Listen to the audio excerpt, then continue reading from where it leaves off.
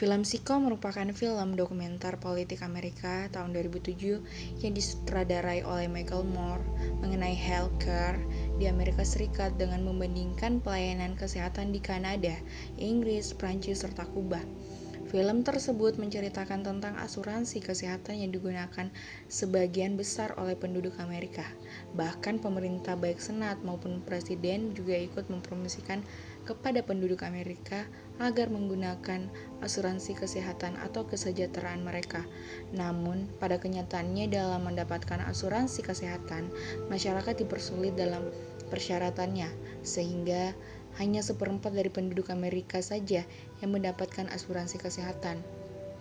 Selain itu, peran pemerintah yang berusaha mengerahkan masyarakat untuk menggunakan asuransi kesehatan sebagian jaminan kesehatan bagi keluarga di Amerika sebenarnya merupakan peran yang baik dan memang merupakan kewajiban pemerintah untuk berusaha mensejahterakan rakyatnya.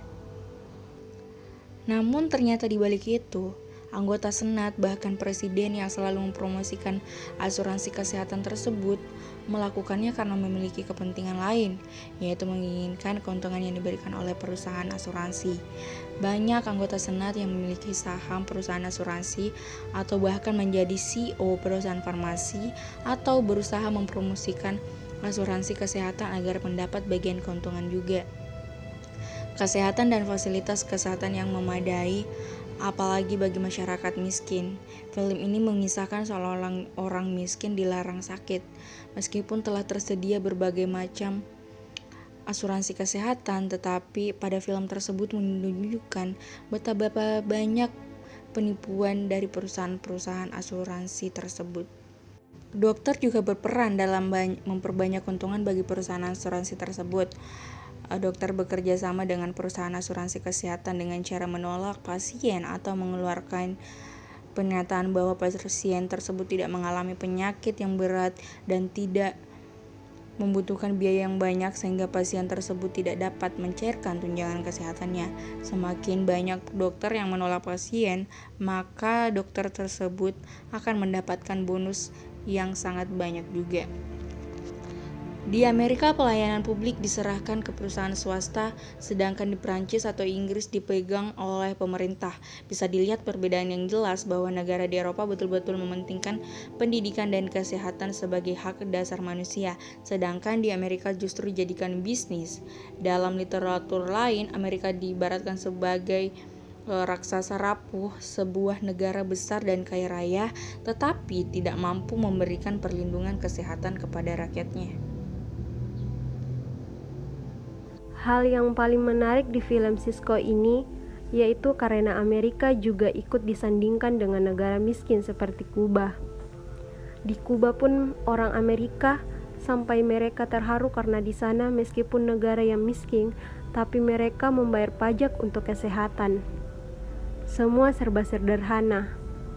Bayangkan saja, orang di sana membayar obat asma hanya 5 sen.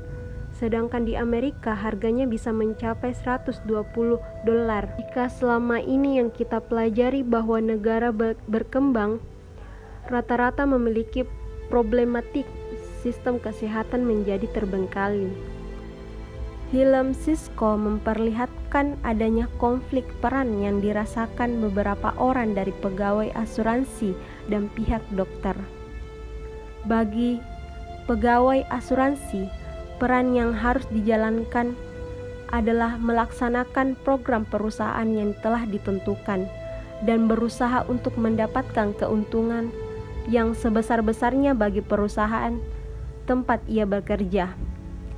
Namun di sisi lain, pegawai asuransi tidak ingin menolak permintaan masyarakat yang mengajukan untuk mendapatkan asuransi kesehatan, karena itu bertentangan dengan norma kemanusiaan. Sedangkan bagi dokter diharuskan menolak pasien minimal sebanyak 10% dari total pasien untuk mendapatkan keuntungan yang dijanjikan oleh pihak perusahaan asuransi.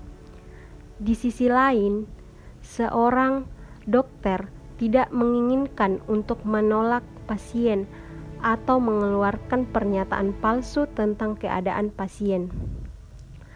Dikarenakan hal ini tersebut tidak sesuai dengan kode etika kedokteran.